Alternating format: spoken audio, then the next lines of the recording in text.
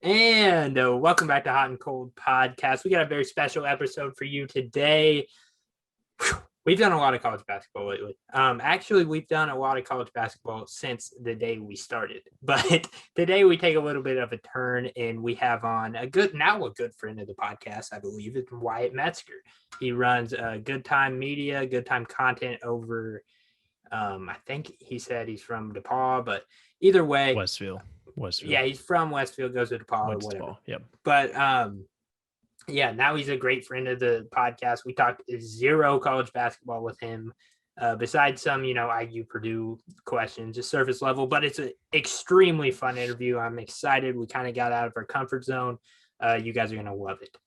But before we do that, there's a lot of stuff that actually dropped today. Of course, dropped a podcast yesterday. Huge news. I say this about every piece of news that drops, maybe the biggest news of the offseason, but this is actually maybe the biggest news of the offseason. We'll get to that in a second, but before we do, let's talk about some A-Shock, shall we? So right now, Frozen Ice, again, is kind of the same thing with the Shockwave, and not bad, really not bad. It's actually pretty good. But again, not my favorite. Orange Freeze is my favorite. That stays at the title right now. It stays at the title. 2 episodes in a row. I'm gonna keep track of that. That's 2 episodes in a row. I'm recency bias, extremely recency bias. But seriously, 300 milligrams of caffeine. Go and get your A-Shocks. The best way to get wired, especially if you're deciding to do a little podcast. It's the best thing to drink right before, and you're gonna be talking as fast as me. But when we kind of get into the college basketball before we get to Wyatt, because you need a little palate cleanser. I know everybody we're talking to right now is a huge college basketball fan. So a lot of news dropped on today, August 4th. Possibly the number 1 player in the country, Amani Bates. I say it Amani. I don't know what it is. I flip-flop it each time. But Amani Bates is now reclassifying into the class of 2021, which means he will play college basketball, or I guess pro basketball, this year. That's huge. That is massive news. And I think the part about it that's probably the biggest piece of news is he will not be eligible for the draft next year. He's going to be a part of college basketball or this G League Ignite team for 2 years. Wait, excuse me? So, yes. You didn't know this piece of information. His birthday, he will not be turning 19 until after next season.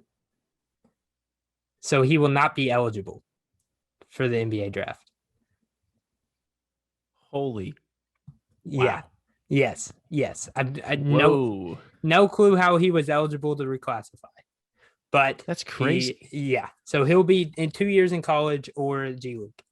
But we almost went an entire interview with Sean Smith, insider sources say, without mentioning the chance of Emoni Bates, and that it was never really public. That information was never public. There was never a massive publication that really reported on it before it happened.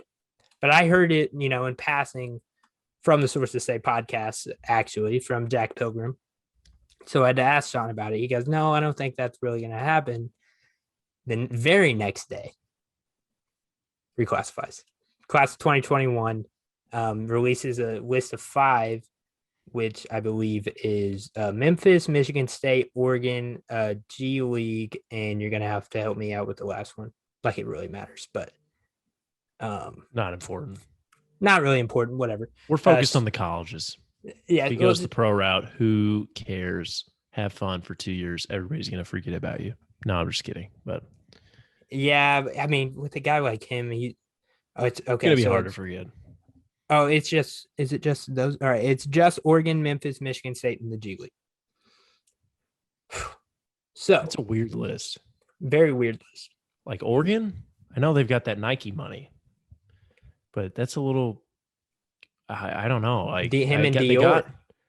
I guess, but man, that is a good duo. Mm-hmm.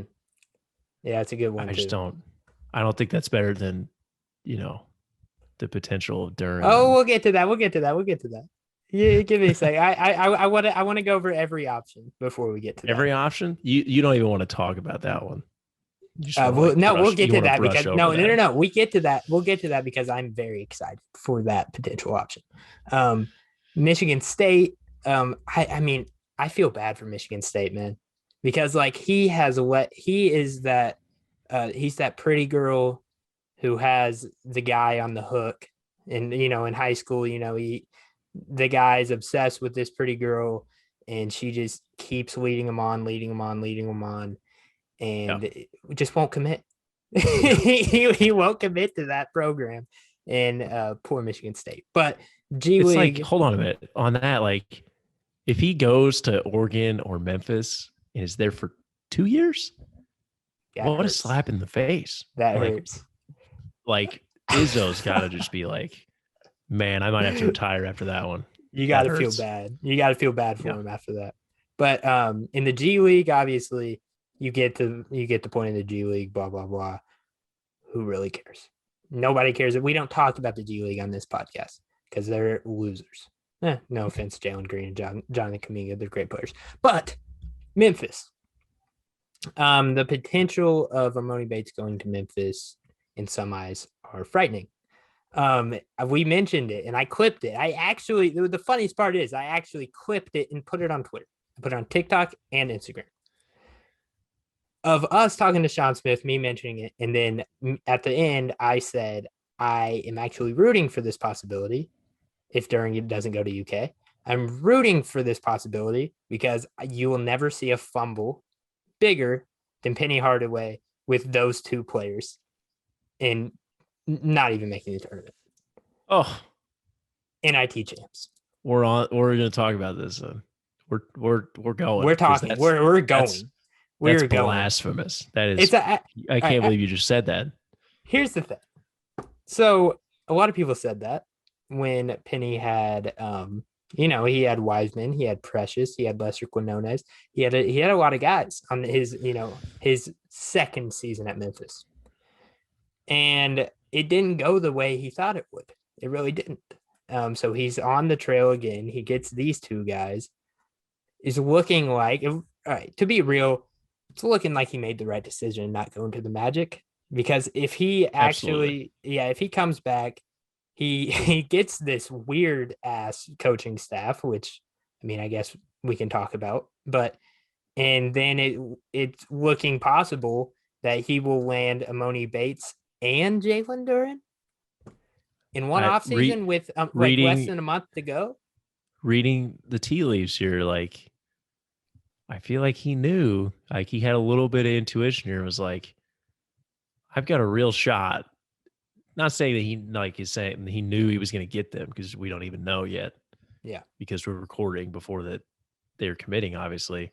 Definitely, I feel like he definitely will come out right after I press publish. I mean, like Jalen Duren will change his commitment and everything. Yeah.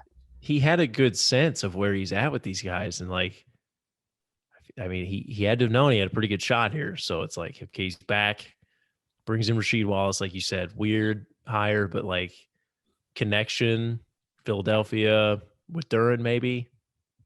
They might be looking too much into the hire itself. But even then, like, NBA big man, really good player. I mean, that only would help your case with Duren, because I think that's like Memphis, as you said, or I think you tweeted about Kentucky, like, their development, getting him to the NBA, like that's obviously their advantage over Memphis. And maybe they're trying to like catch up in that category and bring in a guy like Rasheed Wallace. But I'm all in on this duo. I'm all in. Like, I'm looking at their roster. I'm all in. Okay, so I'm going to ask this question. Okay, I brought it up. I said I was going to ask this question. I'm looking at John Rothstein's top 45. This is from, at least a month or two ago. I mean, this was like out like right after that. I love those. Yeah. Those like preseason rankings that are out like immediately. It's like, oh, it's beautiful. It's beautiful. If we take a breath, it's like, nope, immediately. So he's got him at 31. Obviously, their roster's changed a little bit. Musa Cisse is at Oklahoma State. Yep. But they're at 31. So a team that's at 31 adds in Emoni Bates and Jalen Duren. I mean, they're already a projected tournament team, which is so saying that they're not going to make the tournament. Pretty crazy. But maybe not. Maybe not. We don't know. I mean, it's hard to argue here that preseason ranking here, if they get both those guys, they've got to be top 20 at least, right? Top 15. For sure. For sure. Like in the preseason, like top 25, you're crazy if you don't have them 13, 14, 15. Yeah. Right? Like easily. You're crazy. My thing is, and this will never change no matter what players you say to me, I just don't think Penny Hardaway is a good collegiate coach whatsoever. Very fair. Whatsoever. I don't think he knows how to put a roster together. I think he knows how to get guys in, but he doesn't know how to make them fit. And he's very shown that. Similar to Cal. He just has terrible assistants around him. Just worse. Like Cal has a problem with that, obviously, because he wants to get in the guys and he wants to get the best of the best and he wants to put them in the league. Championships are won, but that's something he values. That was like a shot. That was like a shot at Kentucky, but also like not at the same time. Exactly. Had a little merit on it. Like there's some teams that Kentucky's had that haven't really meshed too well. But like besides last year, obviously, but when you see those teams, they still win games. Like they don't gel necessarily, but they still win games. Memphis is like boom or bust completely. And I'm not saying this team can't boom. They can. Would I put my money on them? No. Would I they go? Don't listen to Sam. Yes. Come on, people. This is Jalen Duren and Emoni Bates. Like it is generational talents. It is, but Torres said something to us, and don't forget it. Torres said something to us last time we had him on. He said that Penny Hardaway came into college basketball probably 3 or 4 years too late. He did. He came in. He said he wants to recruit the best of the best, and he can. But that's not where college basketball is, and I don't think it will come back to that point ever again. Because I think freshmen are huge. But he is going to get him though. Yeah, but yes. He wasn't wrong, but he's late in this because in this day of college basketball, what rules right now in this day of age, what's going to win you games right now in this day and age, and it changed, is experience. It's getting in those transfers. That's why I like this team. Though. Because they're experienced, they have experienced guards, because of all of the guys that have gone to the tournament, only Landers Nolly. Get out of here with that. Look, they've got the Lawson brothers. One of the Lawsons transfers from Oregon. Landers Nolly, Jr. Chandler Lawson, Jr. Lester Quinones, Jr. DeAndre Williams, Senior. I mean, I love this. I love the outlook of this team all of a sudden. If they get these two guys, they have a good mix, some upperclassmen that have been there, been in the program. And you've just got two uber talented dudes. Look, I'm in. Jalen Duren. Look, Jalen Duren is a guy that I can maybe see Penny being able to handle, because Jalen Duren has played on the best of the best teams with team final. He's shared the front court with Derek Lively. He's actually shared the front. He's shared the front court with Amani Bates, actually, and he can fit. He can fill his role. He can. Okay, but here we go. I love him. I love Emoni Bates. I think Emoni Bates is a great player. Oh God, Penny Hardaway is going to have his hands full with Emoni Bates in every aspect. Emoni Bates needs the ball in his hands to do anything. And I'm just saying, sure. I'm not saying he's a terrible. I'm saying he's a generational talent that he has a team named after him on the AAU circuit. You don't see that. I'm not saying he's cocky. I'm not saying any of this. I'm saying he needs to be the leader of that team. And if he's sharing, and there's a reason he won playing on team final with Peach Jam. There's a reason he went back to Bates Fundamental. I don't know anything behind the scenes. I don't know anything behind the scenes, but he needs the ball in his hands to do something spectacular. And I think if you're joining a team full of guys that also need that, in a DeAndre Williams, in a Wester Quinones, in Oh, come a on. Jalen Duren, in a Landers Stop Noy. that. There's a lot of guys Stop. on that team that need their mouths fed. Stop that. He's I'm going to just walk in there saying. and say, hey, I'm just saying. look, those guys are going to know too, like, you're Emoni Bates. You're the number one option. We'll take the bat. Like, this is what happens when super teams form and these college kids are coming together. They're still kids. And they're still Kentucky kids. does it all the time. Yes. You know who is number one on the pecking order here. It's going to be Emoni Bates and Jalen Duren. They're the 1A, 1B. And then you've got all your other role players. You're going to need those guys, certain guys on different nights in this hypothetical situation that now that we're talking about it, probably won't even happen. Emoni's going to go to the G League.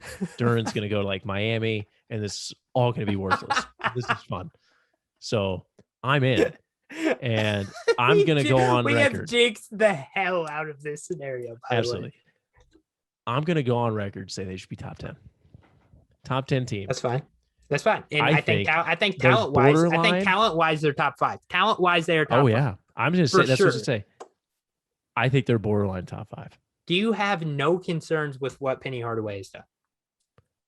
I think that the one year he had a really good team, talented team, with Wiseman and Precious.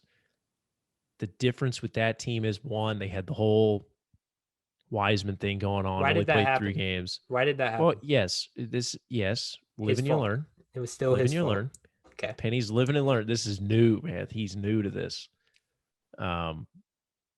I don't know why I'm defending him so much. This is awesome. I'm the Memphis stan all of a sudden. But look, that team they were all freshmen. They're all freshmen for the most part, the most important guys. And it's not going to be like that this time. He's going to have returning guys. He's going to have experienced transfers that have played at other places. So I would have a better outlook. And I think he's got some experience coaching, going through that tough situation with Wiseman. And now he's got Rasheed Wallace. I mean, he's not taking any shit from anyone, man. He's Rasheed Wallace. Like, nobody's messing. If Emoni wants to, act like a prima donna out there, he's gonna go sit on the bench because Rasheed's like, you got 2 years with me, man. Of course, he could just transfer probably. That's exactly what I was about to say. We're in a day and age where the players can go wherever they want. I feel like Rasheed would get that respect though, because he's an NBA player. It's like he could be a hard ass to him and be like, wait, I got a scenario. Get to the NBA. I got a scenario, okay. which is by the way, this is the biggest stretch I've ever done in my life. Oh, this is going to be interesting because this is great radio, and this is the only type of radio you'll get from a podcast because we're the only ones doing it at our age. Besides like Wyatt and all them, we're the only ones doing college basketball podcasts at our age, and this is the stretch I'm going with. These two guys, Emoni Bates and Jalen Duren. Let's be honest. Where did you get your NBA history from? Where did you get a lot of the names and guys and stuff from the 90s and the early 2000s? Where did you get that? This is like a trick question. Well, you just answer it. I don't know. Like NBA 2K. 2K, NBA, yeah, sure, yeah. Yeah, you got your names and everything. Absolutely. Who wasn't on 2K? Oh, come on. They're not giving him the respect. They're not going to get. They were like, Rasheed Wallace wasn't on 2K. Oh, get out of here. Get out of here. I'm completely. That is the biggest reach I've ever done, and I love every bit of that. But in all seriousness, that was just this is the craziest podcast you'll listen to today. But in all seriousness, yeah, I get it. I get why you bring Rasheed Wallace in because they're still kids, but we're getting to a point, and this is like about everything because with the way we're treating cancel culture and everything, like you can't be too hard on anybody or else they have the option. It's all about individualism. They all have the opportunity to just straight up leave and do what's best for them. Bobby Knight would never last in this day and age. So no. So that's not even a debate. But I think Rasheed's he's gonna be, and it's funny we're talking about this because become evident for new coaches. Either they have NBA experience or they're hiring someone that also has NBA. Like that's what it's about. Like Cal, obviously he's got the connections. Yeah. He's got the connections already. Coaches that have the connections, they're ahead of the game. They don't need to bring someone in like that. But like Juwan Howard, Penny Hardaway, Rasheed, like Mike Woodson, like even Chris Beard hired some NBA guys on his staff. It's becoming evident that that's very important. Mm-hmm. And that is to get guys to the NBA. They know how to do it. Like Rasheed in that meet, like I'm going to tell you this. I think it'll carry some weight, like for the Duren Memphis, Kentucky situation. I know Kentucky's got the better track record, but Rasheed's going to sit down with Duren and be like, dude, I did this. Like I did exactly what same position. I did this. I know what you need to do. I think that carries weight. It does. I think that carries weight. That's what's going to help. And if Memphis does get him, I honestly believe it. Duren, not so much Emoni, but I think that's going to be like. You think that was the nail in the coffin? I think it is. Yeah. Yeah. I mean, I don't disagree. I'll give you an argument because this is I'll do just for the sake of argument. But like, say Rasheed Wallace hasn't played since what? I don't know. I don't remember the last year Rasheed Wallace played off the top of my head, but it's been a while. Cal knows what it takes to get guys to the league right now. And he knows all the coaches in the league, knows all the scouts in the league, just so he can get, what they need to work on, all this stuff right now. Rasheed Wallace has a ton of pull. Don't believe me. I think he can be compared to almost every other program in the country. But I mean, Coach Cal is in Kentucky. That's the best. That is a pro making factory. You Absolutely. can disagree, whatever. Oh, I agree. Yeah, definitely. It's a pro making factory, no matter how you slice it, whether you like it or not. And I tweeted that out earlier about Duren when he said, "I want to go to the place that's going to develop me best. I want to go to the place that has the connections to the league the most." I mean, come on, that's a pretty obvious answer. And I posted something in sarcasm because that's how stupid I think that is. I mean, if you want to go to Memphis, that's fine. That is like obviously, but if you're saying that and then committing to Memphis, I think you're being hypocritical because and sure, you can believe whatever you want, but the hard evidence says that Kentucky is the leader in that factory, and that if that's what you care about the most, and that's what you're focusing on, and then go to Memphis, then just say, I want to go for the money and the NIL and to play with Emoni Bates and do the dynamic duo photo shoots wherever. So just say I think there is like Kentucky's definitely has the better track record on this. I think I wish I didn't read the whole interview or the article on this. I know he's talked about his development and everything. I think it's development and player-coach relationship is the big one.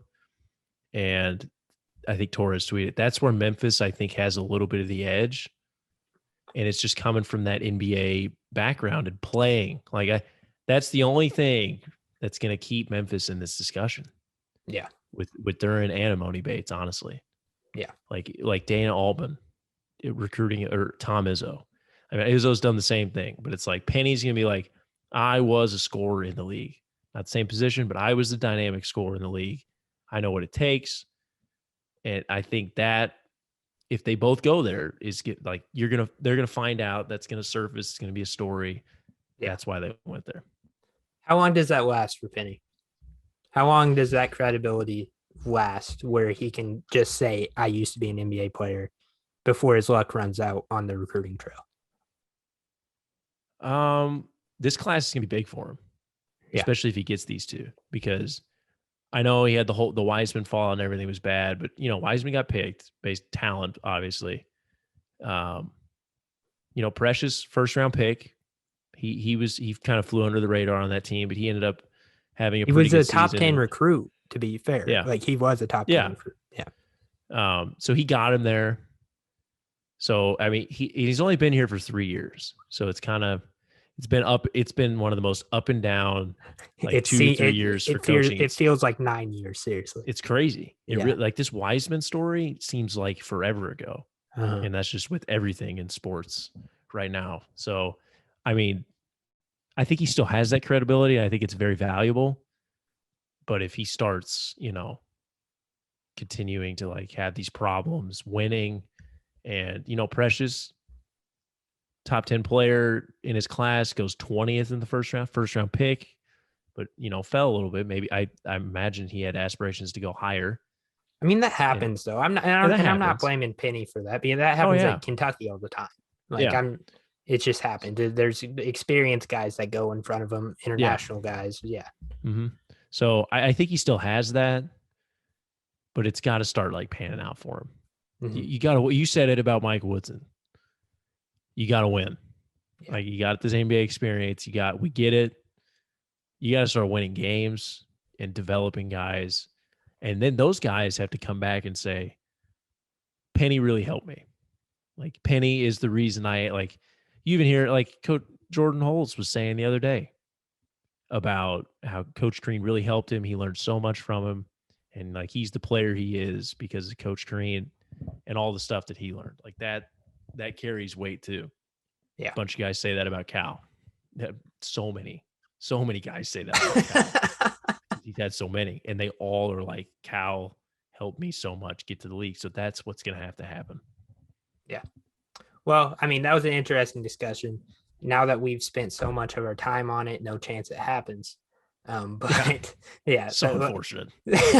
So, well, I mean, I'll clip it anyways. Hopefully I get it out before the, commitment happens. So let's get a prediction here. All right. He's committing on the 6th, right? He's committing on the 6th. Yes. When's it? Has Emoni hasn't decided yet, right? Let me make sure. Let's see. He'll probably come out with his commitment date like right after we're done with this. I mean, if it's Duren, if they're both going to Memphis, they'll probably announce with Duren, if I had to guess. Let's do both then. Let's give a prediction on both of them real quick. So it's so hard for me to actually sit here and say that that's happening. I know some people are convinced it's going to happen with, Duren and Bates going there. Look, I've seen, and this isn't biased. I'm going to say this because I'm going to be the only guy in the media with the balls to say it. You don't really see a recruitment where nobody knows what's happening ever. Like, you don't really see that. And that's what Jalen Duren's is. Nobody knows what's going on with that recruitment. And that, in my mind, that favors Kentucky. Because if everybody knew, then it'd be Miami, it'd be Memphis, and that's what everybody's saying. But it's all differentiated. One half of the people are saying Miami, one half of the people are saying Memphis. That's what is making me believe it's Kentucky. Then he comes out and says this. If you're reading the tea leaves, and if you're actually doing research, he's describing Kentucky when he's saying, I want the place that is the best place for me to grow and become an NBA player. I'm going to go with Kentucky just because I'm the only one that will say it, and I want to be different. Yeah. Okay. And for Bates, I kind of want to say Oregon, but I'm not going to say Oregon because I think he is money hungry, and I think he wants to go to the G League. I've said it from the beginning. I don't see him playing a second in college basketball. And if Duren decides, hey, I'm not coming to Memphis, then he's not going to Memphis either. Yeah. So I'm gonna go G League. I don't think he wants to really. The thing with Green and Kuminga, they didn't really get exposed because there wasn't any exposure. So I'm gonna go there because I think that's a safe option. I think Bates definitely wants to go in the top 5. So I think Duren, I think he does end up at Memphis. Mm-hmm. There's been a lot of smoke with that, and I just think he ends up going there. I think maybe Rasheed was the final nail in the coffin on that. Whatever. I think I'm going to surprise you where I think Emoni's going. Where? I think he's going to go to Michigan State. Dude, that would make my heart warm because that means, I don't even like Michigan State, but with what this recruitment is, it's like the good guy wins, like nice guys always finish last, that saying, like the nice guy won. in this I think hypothetical. I would hope, and I don't know Emoni Bates one bit, but I would hope that, he did commit to them and it was early. That's very understandable. He decommitted. I think he ends up there, and they have a good team and they're going to be really good. And I honestly hope it happens because hopefully we get to, I can't remember if Michigan State plays at Bloomington. I'm not for sure on that, but it would be quite a joy to see him play in person. 2 years. So you get right now you would get 2 years. Yeah. So I want that badly. So I want him to go to Michigan State. So Michigan State for Emoni, and I think Duren does go to Memphis. Okay. No, that's fair. And that obviously all the tea leaves are pointing towards Memphis. And that's fine. Yeah. Because it makes sense. But I'm like, in my head, I am replaying the Kevin Knox recruitment when nobody really knew where he was going. In the Zion Williamson recruitment, when it was Clemson or Kentucky, and then he just picks Duke. When nobody was even guessing Duke. So like that's kind of where I'm leaning right now. When a player is being so, I don't know if I feel like Miami is the Clemson. Yeah. Not just because they're in the ACC, but like, the hometown, good connection. And then like, it was all those whole time, like Clemson, like for Zion just didn't seem right. Yeah. And then like Miami in this discussion, it just doesn't really fit. Like, there's an odd man out. And that's saying something when now he's going to go to now he's going to go to Miami. So now he's going to go to Miami. No, but do you get what I'm trying to say? Like when seriously, nobody in the media knows. So nobody can just say, "Oh, you're wrong." When I say he's going to Kentucky, because I know just about as much as anybody else does, and that's including the guy that talked to him yesterday on On3 Sports. So I don't know. I'm hoping it's Kentucky. I wish we could like just call Joe Tipton real quick and be like, "Hey man, give us your prediction. Give us your prediction real quick." Yeah, that'd be great. I'm not even sure he'd have one without just taking a guess. Seriously, nobody knows, and I think that favors Kentucky in the end. But thank you guys for listening. Wyatt Metzger is up next. Connor, thanks for joining me. We've done seriously. We're working over here. We are working. We have done so many interviews. We have done so much recording. I think Connor's just tired of me every time I text him and say, "Hey, new interview. Hey, here we are. We got a new one." But thanks, Connor, for bearing with me. But now to Wyatt Metzger, since I won't say it at the end, love you guys. And now we'd like to welcome on a very, very special guest on for a different kind of interview. So it's the off season. Obviously, we don't have a ton of news. It's kind of just, we're all focusing on one or two things right now. So we invited on somebody who is incredibly popular. He's growing traction every day. It seems like he dropped 50 points in the Chandler Youth or a church league basketball game. How about that? The starter of Good Time Content, Wyatt Metzger. How you doing today? I am great. Thank you for putting that in. Plug. I am an athlete. People lock that in. Put that in your brain. I'm an athlete. I'm on an athletic podcast. Athlete. There we go. I'm excited. No, you probably, let's see. So if I'm not wrong, you play tennis, right? For DePaul. Yes. Okay. Yes. But it's D3. I mean, you're a collegiate athlete. So you are automatically the most athletic person on this podcast right now. 100%. So you got that going for you. You got that. I promise you got that going for you. Do you guys hoop at all? We try. He can shoot the lights out. He can shoot the peel off. I'm like the token, like stand in the corner in the intramural center and just shoot threes the whole time. That's my MO. That's efficient. That's what you got to do. You save the body. I guarantee you, 20 years from now, when you got to chase around kids, those people who are going up and down the court all the time, they're gonna be a little gassed. You're gonna be fine. Their body's gonna be hurting, their knees, hip replacements. You'll be fine. Tell Sam that. Sam's the bully down low. He's the rebounder. Like Sam's gonna be hurting here in a couple of years. That's why I play golf.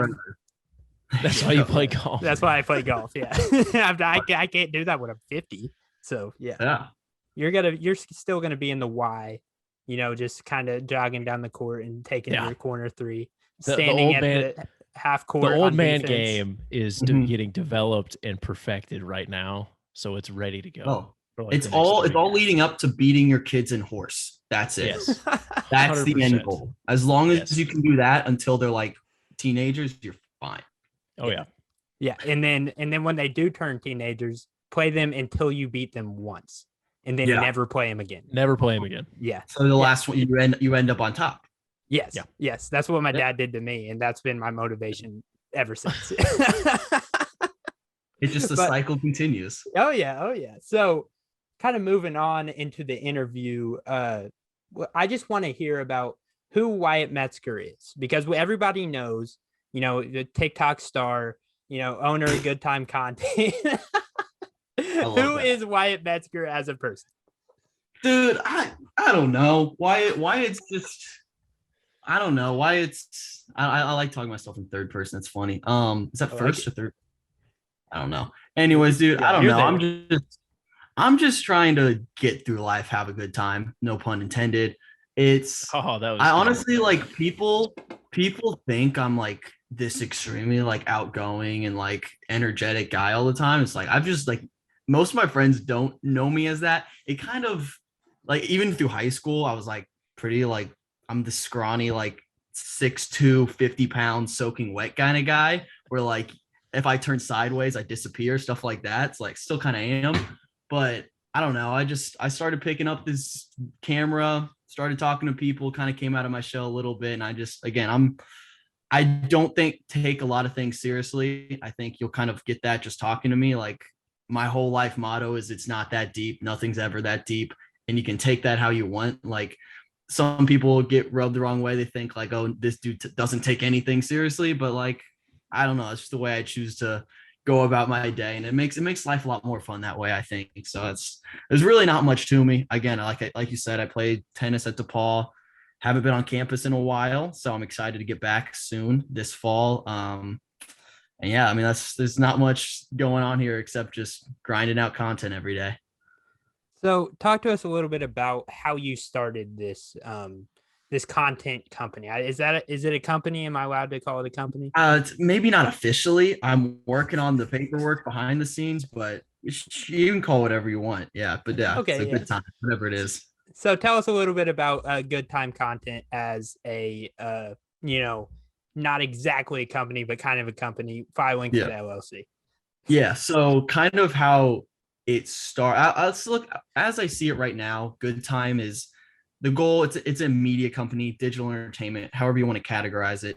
Basically, it stemmed from all the negative energy that was just in place on the internet. It basically during quarantine and that whole debacle, everything last year in 2020, where just you couldn't go anywhere on the internet, Twitter, Instagram, wherever, and just like be happy. People like, they just love to point out every negative thing because that gets clicks, that gets views. And so I was like, why does it have to be like that? And I already had this podcast, had this blog, and I was like, all right, who wants to just try to have fun on the internet again? Because the internet's a really cool place. There's so many cool opportunities you can get from the internet, like talking to you guys, doing podcasts, like through a camera. I'm staring at a laptop right now. 20 years ago, you couldn't do that. So it's like, we have this really cool thing in the internet. So let's maybe just use it to do cool things instead of just like bring each other down. Cause we were just snowballing down a path of no return. So I was like, you know what, let's try to combat all that negative stuff with some positive stuff, have fun on the internet again.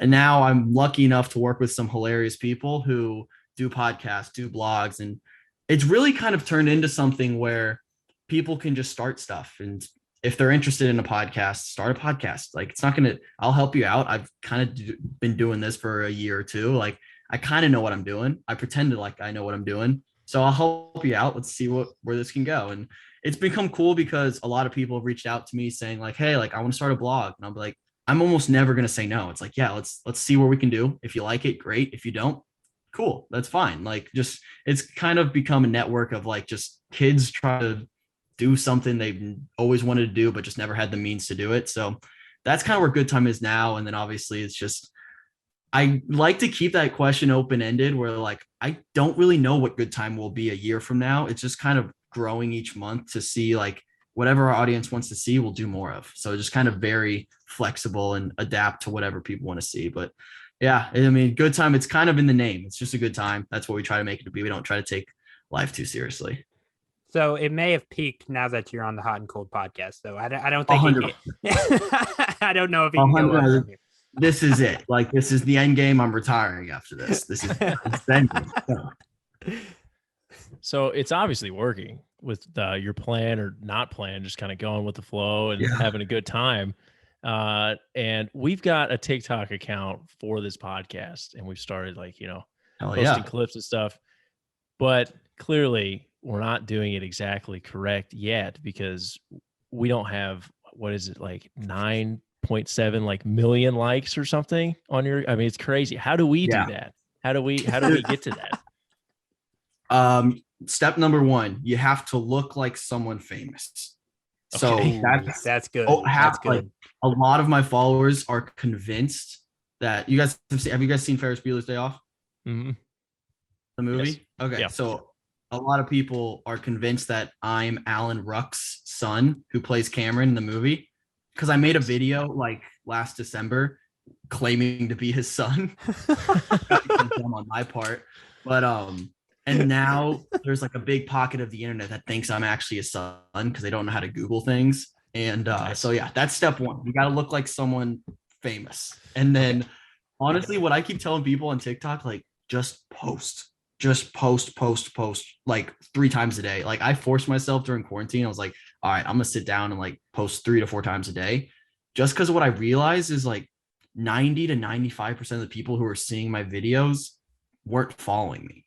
So like the whole thing with like posting a lot, you kind of feel like you're bothering your followers by like posting so much, and like they're gonna unfollow because like they don't want to see that much of you. No one wants to see that much of me. I promise you, no one wants to see that much of me. So I was like, I don't want to post this much. I'm going to bother people. But then I realized like those aren't the people who are seeing the videos. So every time I post, a new group of people are seeing it. So I'm like, I'm just going to post all the time, whether I think it's a good video or not. I'm just going to post it, whatever. And then I just did that for months and months and months. And it kind of just accumulated over time. It wasn't like one video just popped off and I'm sitting where I'm at now. Not like I'm anywhere of importance, but like it was a grind for a little bit. Come on. You're underselling yourself here. You are. You're definitely underselling. You're being way too humble right now. I mean, I don't know what you want me to say. I'll be like, hell yeah, I have a TikTok following. Let me just go to the bank and be like, hey, do you see how many TikTok followers I have? Sweet. Like, all right. But seriously, right now, with TikTok becoming as big as it is, obviously they went through the whole scandal. Everybody was trying to take it off the App Store. If you're TikTok famous, you have like a lot of power. Like, you see, like Addison Rae was just like interviewing people on UFC, and she knows nothing about interviewing or UFC. So having a TikTok following is huge.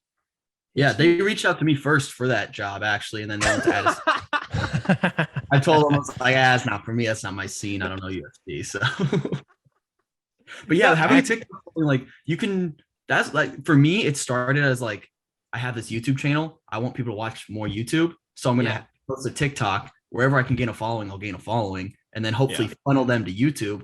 But now it's kind of like, oh, I have this thing in TikTok that like I can actually use. So it kind of evolved my thinking of it. Like, I initially was like, all right, this is just another platform. I'll hop on it. Let's see.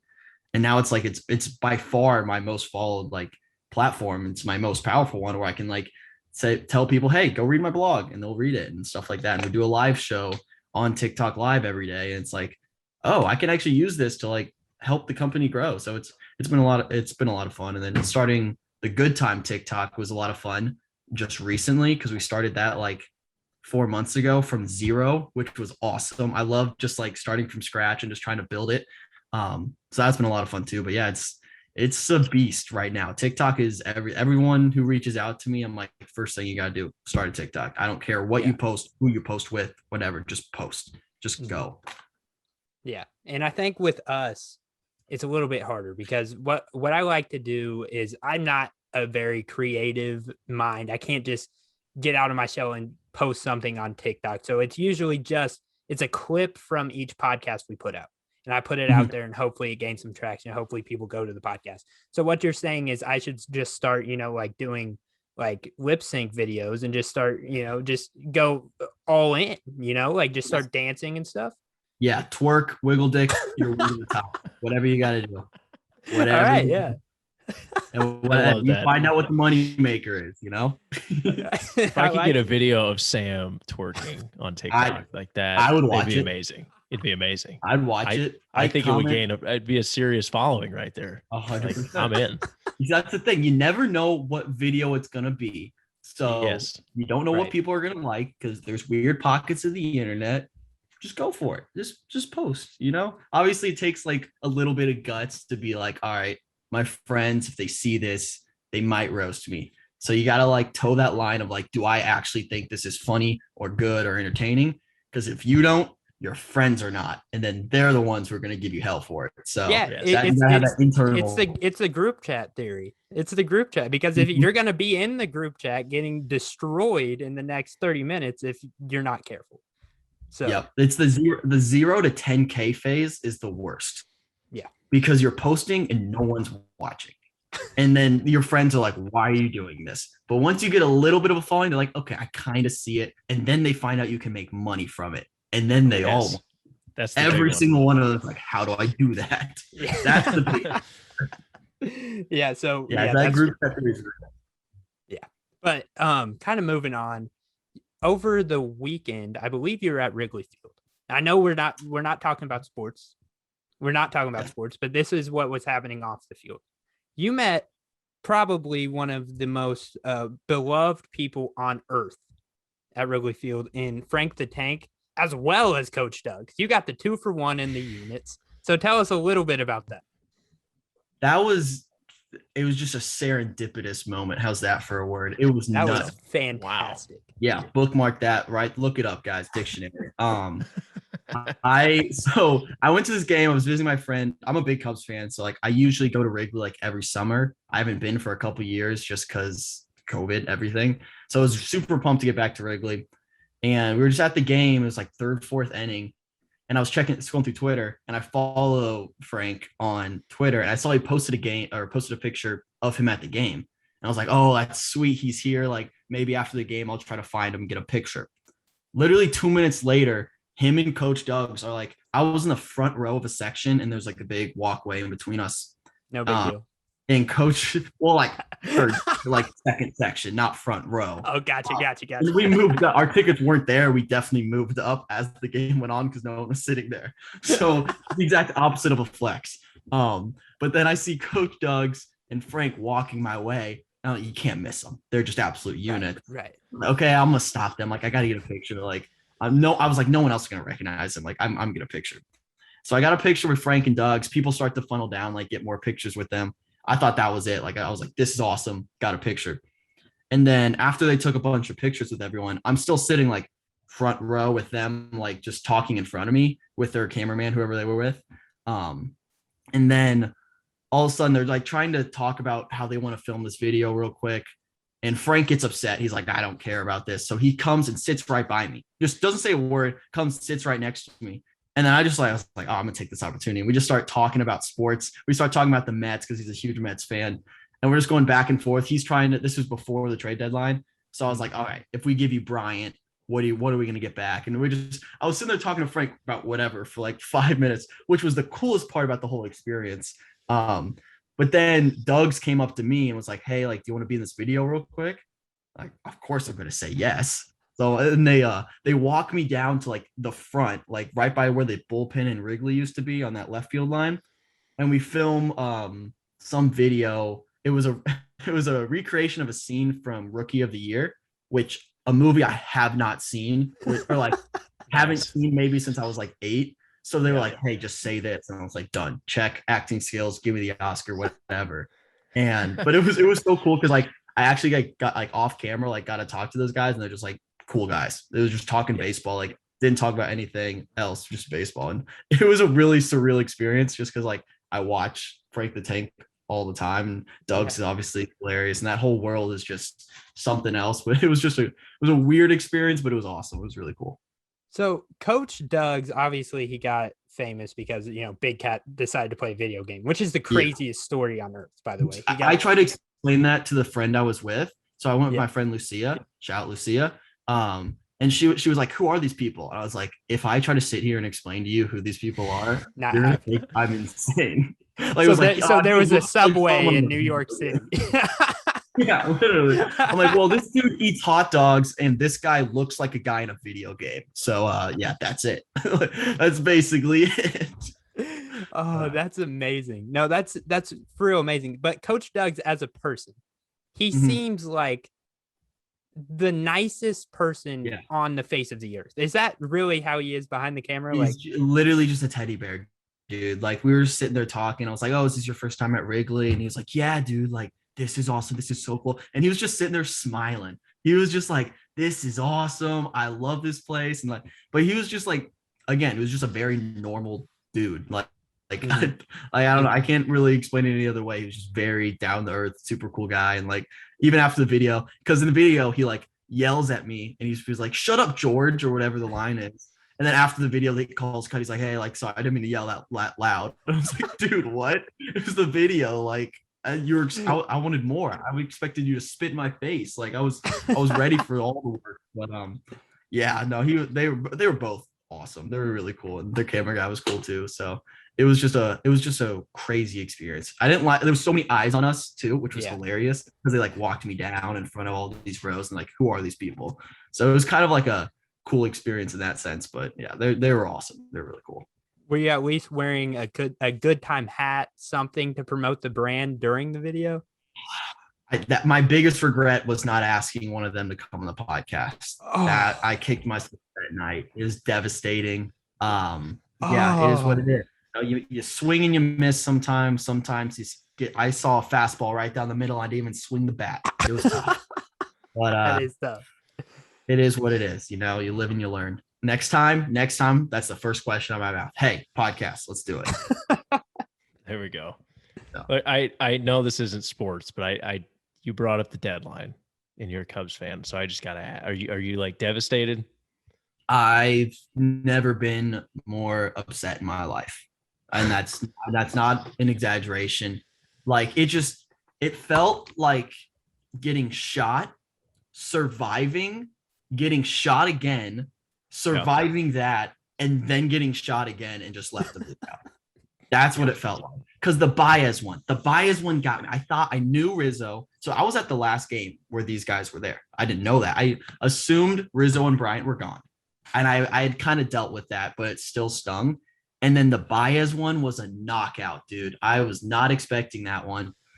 And that one's the one that honestly made the most sense to me. Like, he wanted so much money and like whatever. Yeah. But it hurt, dude. And just being in Wrigley, it was almost a ghost town in there, because we all knew Rizzo and Bryant weren't playing. And it was just like, damn, when are they going to go? Just rip off the Band-Aid. Yeah. But yeah, it sucks. I've not been a happy camper lately. So I'm just not watching the Cubs game. I can't even name half the players at this point. It sucks. This is like over Sam's head right now. He's just like, no idea I know what they're talking about. Oh, baseball. Yeah. America's pastime. Sam, it'd be like 3 of like the best Colts players for you, just like gone. Just don't want to keep them. And it's halfway through the season, they say week 8, Quentin Nelson, Carson Wentz, doesn't matter. No, not Carson Wentz. Don't say Carson Wentz to him. He's a. So sorry. Just Buckner. Yeah, just Quentin and Buckner. That's it. Yeah, there you go. Okay. I got you now. I get it. So growing up in Indiana, I know you went to DePaul. This is 3 in a row, by the way. What's that? Sports. Oh yeah, I know, but not really sports. He just knows because he's had to interact with these people. Probably we talked at the beginning. Athlete. Yeah, athlete. You're right. Keep it going. Yeah. So, I know Sam kind of said this. He said he loves to get under these fans' skin. Just loves to make them mad. Where do you stand on the Indiana-Purdue rivalry? And I'll give you a hint here. We are an IU UK podcast, so let's be smart with your answer here. All right, so this is IU, this is Purdue. I stand dead center in the middle, and I give a middle finger to both sides equally. It's equal. I love that. My favorite thing to do, honestly, most of my friends go to Purdue, so I love just like hating on Purdue and just saying Like my favorite thing to do is flaunt how I bet against them every single first round matchup, no matter what. The amount of I texted them the day the bracket came out. I was like, North Texas is going to win this thing. Having no research. North Texas is going to win. Matt Painter can't coach. Whatever, you guys are going to choke. North Texas. That was my reasoning on this North podcast. Texas. I said the same thing. Yeah, so we're aligned in that. My Matt Painter theory is he can make bad good, but he can't make good great, which is we can unpack that later. Can I steal that? Take it and run. Trademark it before I can do it. He makes bad players good. He can't make good players great. That's why they'll never make a Final Four. But I also like to hate on IU as well. But honestly, there hasn't been too much to hate on. You guys have been doing yourselves recently. So yeah, I mean, it's gotten to the point where it's like too easy to hate on Indiana right now. Yeah, to where it's not even fun. It's not fun. Like, it's not even fun. I like it better when tournament. It's not fun. Yeah, there's no expectations, and then like you lose. You're expecting it. Like when they're expected to win, like kind of. I feel like IU's on the come up. Like people are excited about this year, so I'm very excited. It's going to be devastating. Oh, this is my favorite year. This is going to be my favorite year. As a Kentucky fan, I will help you build them up. I will talk all good about IU and how good the roster is, how great Mike Woodson is, and then that first loss, I'm just turning complete heel. Complete heel on him. It's going to be bad. Like I'm really going to have build to them up and then knock them out. Yeah. Right. Yeah. There you go. It's going to be tough. Sam's going to just, if they start off bad, like 0-3, 0-4, it's going to be tough for me. Like, and Kentucky's going to be good too. So it's going to be even worse. It's like the old dodgeball trick where you throw the ball really high in the air just to peg them from down low. Yes. You know that trick? That's what we do with IU. You throw it up, they get their eyes looking towards the trophy. They start looking up. They're like, oh, that looks pretty up there. And then boom, you drill them in the face down low. That's how it is. It's so fun. I find more joy in that than rooting for any of my teams. Like I don't have a college team, which my friends hate because they're like, you don't even have a team. It's like, it's more fun this way. It's a lot more fun this way. Yeah, it's a win-win for you because you're never in the wrong. Like you're just, I'm always right. Yeah. Yeah. Man, awesome. I really like that. That's actually a great way to live. There's no bias whatsoever. You're just kind of rooting for points. Chaos. Yeah, chaos points. You just take the over on every game and just say, I want everybody to score. Underdogs and overs, dude. That's it. Yes. That's all I love that. But all right. So what was that? That was 3 sports questions, and I'm kind of taking track of this because this is our first go round. Got it? Yeah, this is our first go round. So I'm going to go fully 180. And this is something that me and Connor cannot even start to talk about. So I want you to this, and I can't even. I was just like, "Yep, I'm out on this. I'm just gonna sit back and watch this question." So I want you to be 100% serious too, and kind of talk to us like we're 5-year-olds. Okay. Just the Bachelorette. I mean, you are throwing heaters on all your social media, and you're so passionate. And I have no idea what's going on. So just hit us with it. Just what is going on in the Bachelorette? You want this current season or why am I attracted to the show? No. Current season. I just like you're talking to, the boys about the Bachelorette. Gotcha. All right. So first and foremost, I have to throw out my biases here. Katie, the Bachelorette, friend of the program, friend of Good Time. I root for her no matter what she does. I just want her to be happy. I want her to find love. Katie stan 100%. Yeah. Any slander towards Katie can be directed towards me. I'll throw my body in front of the bullets. I'll take it for Katie. So again, I'm very biased in that sense. But what's happening right now is we're down to the final 3, kind of the final 2 now, but I'll go back to Monday's episode. Down to our final 3. We got Greg, we got Justin, and then we got Blake. Greg, America's sweetheart. Everyone in the world loves him. He's like, everyone thinks this guy's going to win. He's the front runner. He's the guy. All right, he's the Duke, North Carolina. He's going to run away with it. He's the 1 seed. Kentucky. Justin.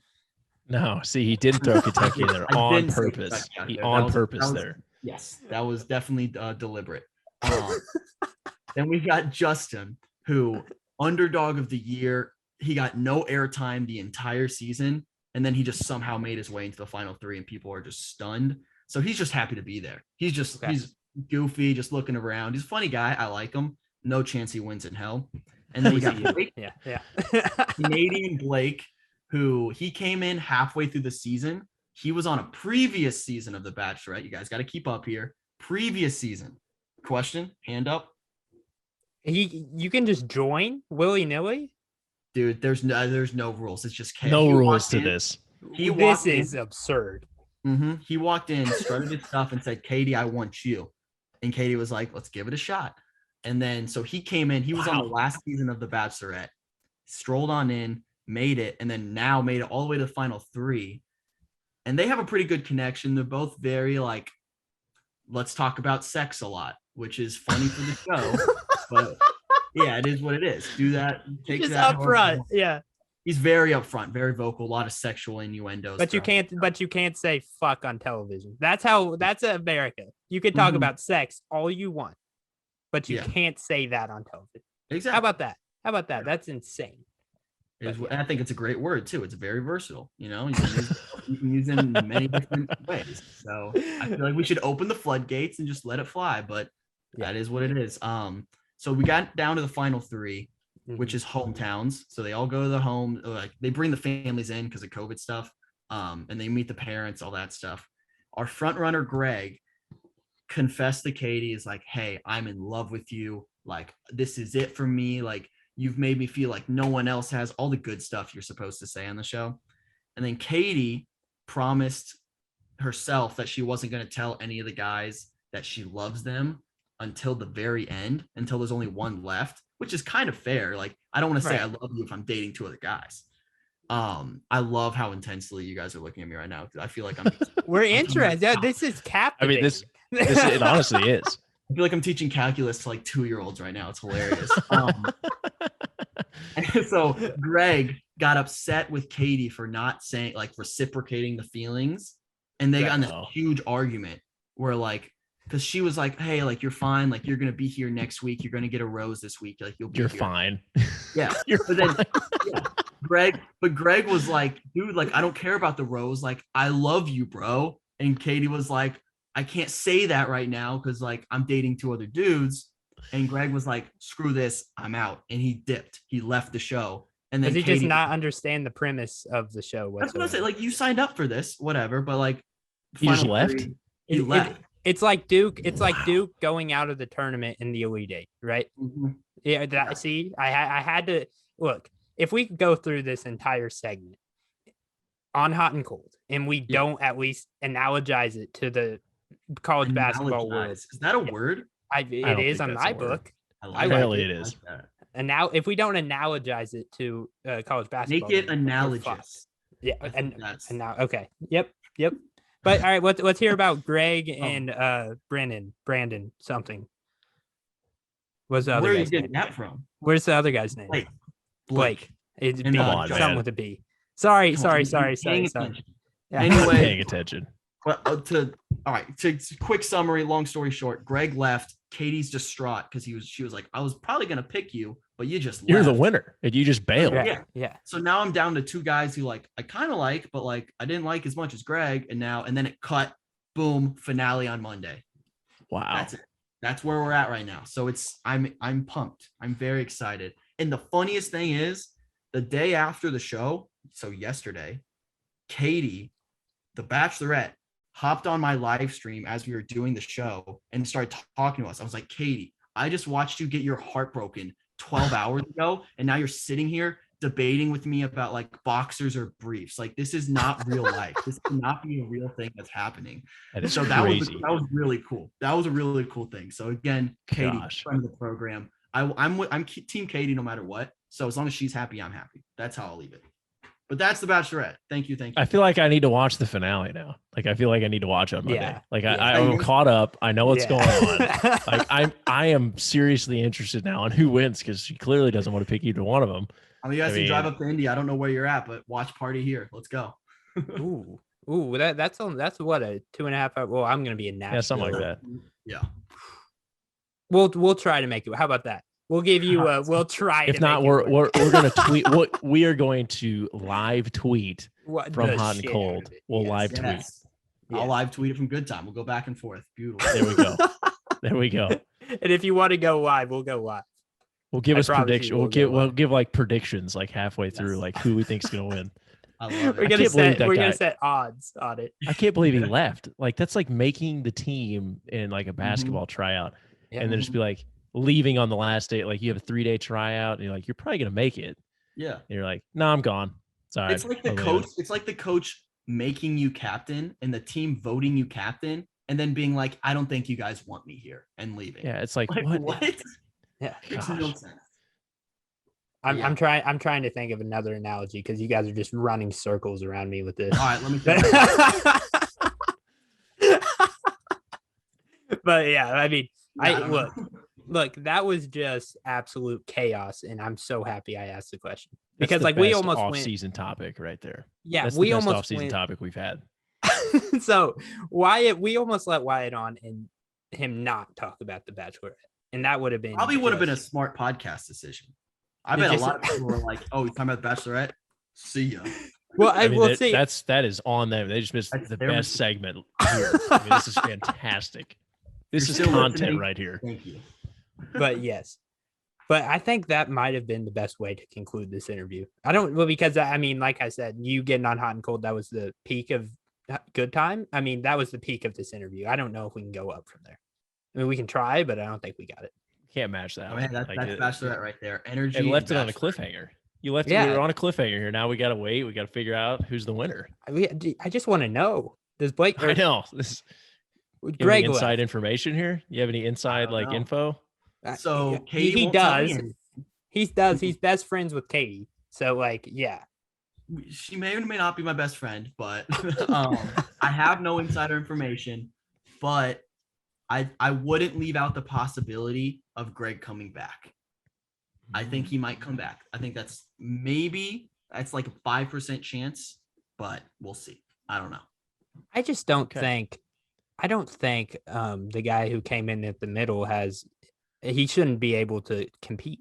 I guess there's no rules to love, but No here's the rules. thing. Here's Drama, the thing. man. It'd be Gets like the ratings.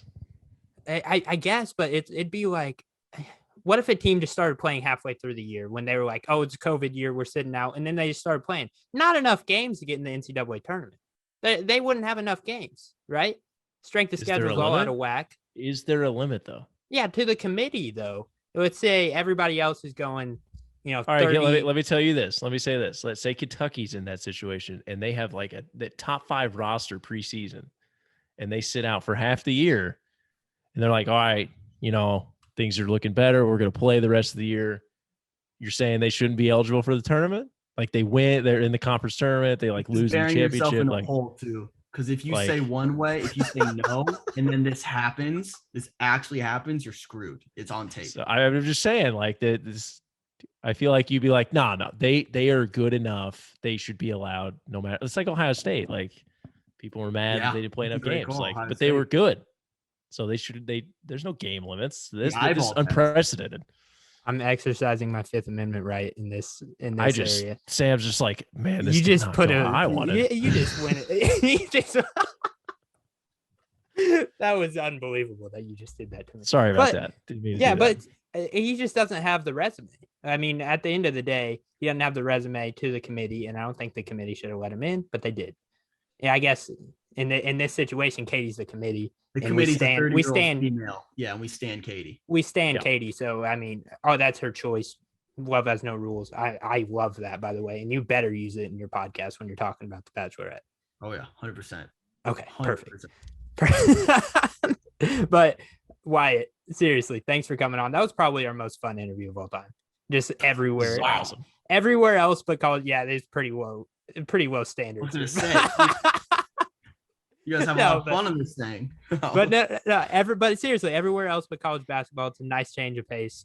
Whenever you want to come back on, seriously, Wyatt, you're more than welcome. yeah. When no, Indiana starts 0-3, just come on back. Oh, And I'm coming on. it's, No, it's you know gonna what? be. I want to come on when Indiana starts like 5-0. They win Yes. some invitational, like win Maui, wherever they're at. I want to come on when they're hot, so I can come on and be like, you know what, this ain't gonna last. Shoot them down. So, throw them up. It's shoot 'em funny. down. They've got a terrible non-conference, so they're gonna have a Cupcake. decent record to start. Like Cupcake. easy teams, and they're gonna be like IU fans. We're gonna be at the top of the world, and we're probably gonna get crushed. Like I'm a pessimist now. I've been like hurt so many times, so it's like you won't fool me. So I'll be ready for it because I know it's coming. But some IU fans they haven't learned. All right, 100%. Sign me up. Once they get hot, I'm on. But thank you guys so much for having me. This was a lot of fun. Yeah, no, not a problem. Whenever you want to come back on, you know where to find me. Shirts coming your way. Medium. Let me guess, medium. I'm almost like a large. I'm a lanky dude. I'd say large. Okay. Well, all right. Ever since I started, too, so okay. I know. I see you. But ever since I started selling these shirts, I've gotten really good at guessing sizes. So I'm a little bit upset that I got that one wrong. But I mean, you send me whatever you want. But I'll send you a large. But all right, sounds great. Thank you so much for coming on whenever you want, man. Great interview. Wait, yeah, no, it was nice to meet you guys. Yep. I'll see you. Bye.